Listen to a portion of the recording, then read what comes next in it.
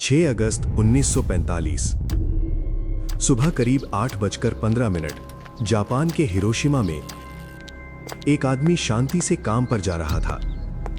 सब कुछ सामान्य लग रहा था जब तक कि उसने ऊपर आसमान में एक अजीब सा विमान उड़ते हुए नहीं देखा। वो किसी सामान्य विमान जैसा नहीं लग रहा था।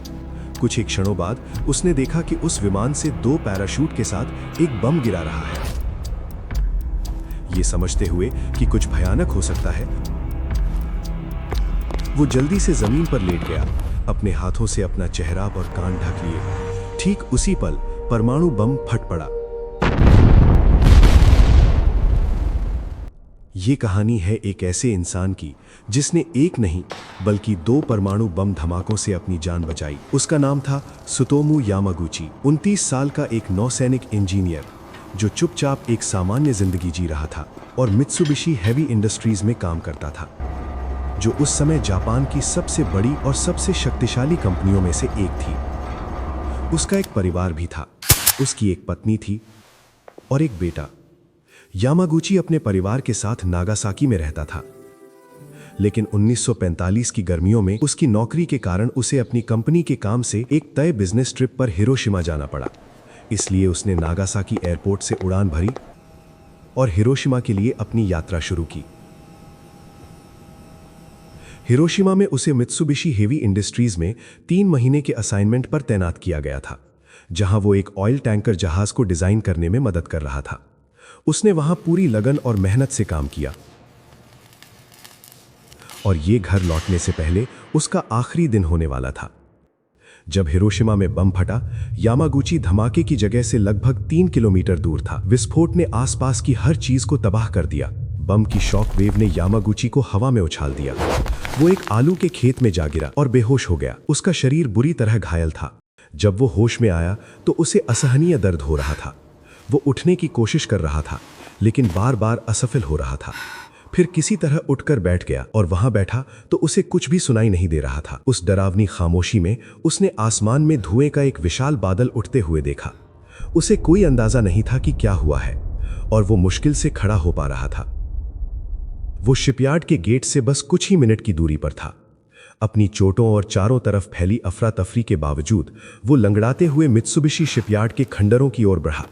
ये एकमात्र ऐसी जगह थी जिसे वो अभी भी पहचान सकता था। वो अपने दोस्तों और सहकर्मियों को बेचैनी से ढूंढ रहा था और तभी उसे उसके दोस्त इवानागा और सातो दिखाई दिए। यामागुची की हालत देखकर वे डर गए। यामागुची बुरी तरह घायल था। वो उनके पास गया, उन्हें गले लगाया और रो पड़ा। यामागुची की तरह उनका काम भी समाप्त हो चुका था। उन सभी को उसी दिन हिरोशिमा छोड़कर एक साथ घर लौटना था। वे लोग उसके परिवार तक वापस पहुंचने की एकमात्र उम्मीद में थे, लेकिन अचानक हालात ने एक अप्रत्याशित मोड़ ले लिया। उसके दोनों दोस्तों ने यामागुची को पास के एक रेस्क्यू शेल्टर तक पहुंचने में मदद की। वे भी घायल थे, लेकिन यामागुची जितनी गंभीर हालत में नहीं थे। उस दिन पूरा हिरोशिमा आग की लपटों में घिरा हुआ था। इमारतें ढह चुकी थीं। लोग जान बचाने के लिए इधर उधर भाग रहे थे। लाशें इतनी बुरी तरह जल चुकी थीं कि पहचानना मुश्किल था और हवा धुएं और चीखों से भरी हुई थी। रेस्क्यू शेल्टर में घायल लोग बिना हिले डुले पड़े थे। कुछ होश में थे, कुछ मुश्किल से हिल पा रहे थे। उनके कपड़े फटे हुए थे और कई लोग गंभीर रूप से जले हुए थे। लेकिन किसी तरह यामागुची बच गए। उन्हें एक रेस्क्यू शेल्टर में बने अस्थायी अस्पताल में दाखिल किया गया। वो घायल था और असहनीय दर्द में था, लेकिन इसके बावजूद वो अपनी पत्नी और बेटे के पास लौटने के लिए बेचैन था। अपने दोस्तों के साथ एक एयर रेड शेल्टर में रात बिताने के बाद अगली सुबह यामागुची ने भागने के लिए अपनी पट्टियां हटा दी। उसने ट्रेन स्टेशन पहुंचने के लिए टैक्सी ली, लेकिन रास्ते में जब उन्होंने पुल को टूटा हुआ पाया तो वे टेंशन में आ गए। इसलिए उन्होंने पैदल ही नदी पार करने का फैसला किया। इवानागा और सातो ने घायल यामागुची को तैरती हुई लाशों से भरी नदी पार कराने में मदद की ताकि वो दूसरी तरफ पहुंच सकें और अपने घर की यात्रा जारी रख सकें। उस समय नष्ट हो चुके इंफ्रास्ट्रक्चर के कारण केवल कुछ ही स्टेशन काम कर रहे थे। किस्मत से एक स्टेशन अभी भी चालू था। 7 अगस्त को वो किसी तरह हिरोशिमा ट्रेन स्टेशन पहुंचने में सफल रहा। केवल सीमित ट्रेनें उपलब्ध थीं क्योंकि ट्रैक किसी भी समय खिसक सकते थे। उन्होंने अपनी ट्रेन का इंतजार किया, और आखिरकार वो नागासाकी अपने होम टाउन के लिए ट्रेन में चढ़ गया। यात्रा के दौरान उसे असहनीय दर्द हो रहा था। जब वो 8 अगस्त को नागासाकी पहुंचा तो वो सीधे एक लोकल अस्पताल गया। ड्यूटी पर मौजूद डॉक्टर यामागुची का पुराना स्कूल का दोस्त था। जब यामागुची रूम में दाखिल हुआ तो उसके दोस्त ने उसे पहचाना नहीं, जब तक कि यामागुची ने अपना नाम नहीं बताया। यामागुची ने सब कुछ बताया, विस्फोट का विवरण दिया, तबाही का जिक्र किया और वो सब बताया जो उसने हिरोशिमा में देखा था। इलाज के बाद और सिर से कमर तक पट्टियों में लिपटे होने के बाद वो आखिरकार घर पहुंचा। उसकी पत्नी हिसाको उसे देखकर स्तब्ध रह गई। वो उसे मुश्किल से पहचान पाई, लेकिन जब उसे एहसास हुआ कि वो वही है तो वो फूट फूट कर रो पड़ी। उसके दोस्त और दूसरे सहकर्मी भी उस दिन यामागुची से मिलने आए और वे सभी भावुक हो गए। यामागुची ने अपनी पत्नी और मित्सुबिशी के अपने सहकर्मियों को बताया कि हिरोशिमा में क्या हुआ था।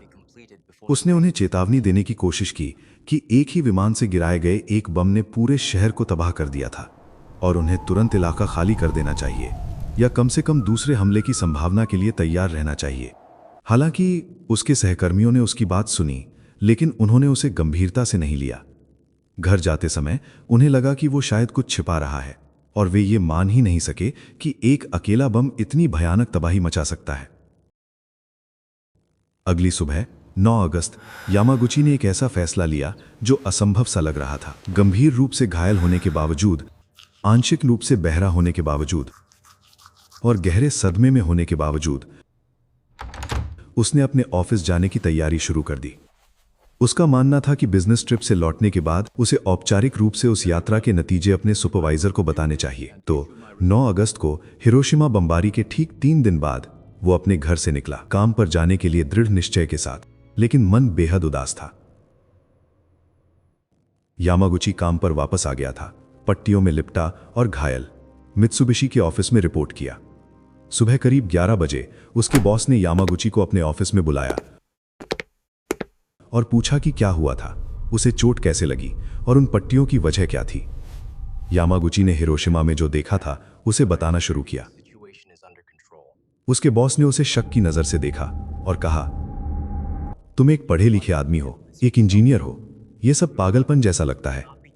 तुम्हें बहुत जोर से चोट लगी है यामागुची। जरा सोचो, एक अकेला बम पूरे शहर को कैसे तबाह कर सकता है। उसका वजन कैलकुलेट करो, यह नामुमकिन है। यामागुची ने गुस्से और निराशा में कहा, ऐसा हुआ था, मैंने अपनी आंखों से देखा था। लेकिन उसके बॉस ने उस पर विश्वास नहीं किया।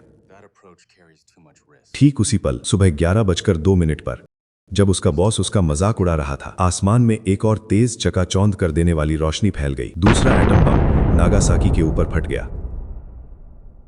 धमाके से ऑफिस की खिड़कियां टूट गईं और उसका बॉस शॉक वेव से जोर से उछलकर दूर जा गिरा। लेकिन क्योंकि वे दोनों एक मजबूत, सुदृढ़ इमारत के अंदर थे, इसलिए उन्हें जानलेवा चोटें नहीं लगीं। बम उस जगह से लगभग 3 किलोमीटर दूर फटा, जैसे कि हिरोशिमा में हुआ था। हालांकि उसके शरीर के जले हुए जख्म फिर से खुल गए और उसकी पट्टियां खून से भीग गईं। वो ऑफिस में फंस गया था।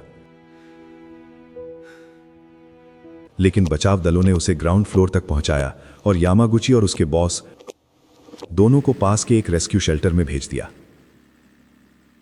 यामागुची ने अपने बॉस को देखा, वही आदमी जिसने कुछ देर पहले उसे पागल कहा था। अब उसका बॉस खुद बुरी तरह घायल था और सदमे में पूरी तरह खामोश हो चुका था। अपनी गंभीर चोटों के बावजूद यामागुची एक बार फिर से बच गया था। नागासाकी पूरी तरह तबाह हो चुका था। पूरा इलाका राख और खंडहरों में बदल गया था। सड़कें लाशों से भरी थीं और बचे हुए लोग पानी की तलाश में भटक रहे थे और बस जिंदा रहने की कोशिश कर रहे थे। अचानक यामागुची को अपनी पत्नी और बच्चे की याद आई। वो रेस्क्यू शेल्टर से बाहर निकला और घर की ओर दौड़ पड़ा। जब वो अपने घर पहुंचा तो वो पूरी तरह नष्ट हो चुका था। उसे डर था कि उसकी पत्नी और बेटा मर चुके होंगे, लेकिन इससे पहले जो हुआ था वो ये था कि उसकी पत्नी ने अपने घायल पति के लिए मरहम खरीदने के लिए बाजार जाने का फैसला किया था। वो अपने छोटे बेटे को भी साथ ले गई थी। दुकान उनके घर से काफी दूर थी। ठीक उसी पल बम फट गया। अपनी पत्नी और बच्चे को बेतहाशा ढूंढते हुए यामागुची को पास ही एक एयर रेड टनल मिली, जहां बचे हुए लोग इकट्ठा हो रहे थे। अंदर उसे अपनी पत्नी और बेटा मिले। उन्हें सिर्फ मामूली चोटें आई थीं, लेकिन वो जिंदा थे। क्योंकि उनका बच्चा अभी बहुत छोटा था। यामागुची तुरंत उन्हें अस्पताल ले गया। अगले कुछ हफ्तों में यामागुची को गंभीर रेडिएशन के कारण बीमारी होने लगी। तेज बुखार, उल्टियां, बाल झड़ना और आंतरिक रक्तस्राव। उसके घावों में संक्रमण हो गया और वो कई हफ्तों तक बिस्तर से उठ नहीं पाया।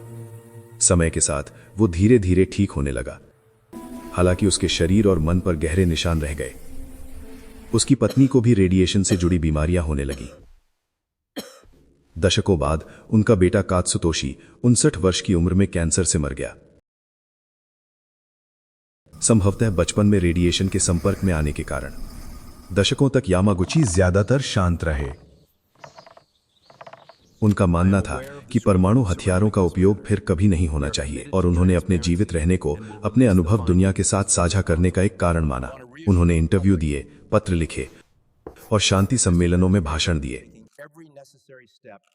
2006 में वो ट्वाइस बॉम्ब्ड ट्वाइस सर्वाइव्ड नामक एक डॉक्यूमेंट्री में दिखाई दिए। 2009 में 93 वर्ष की उम्र में उन्हें जापानी सरकार द्वारा निजू हिबाकुशा के रूप में मान्यता प्रदान की गई, जिसका मतलब है 2 बार बमबारी से बचने वाला।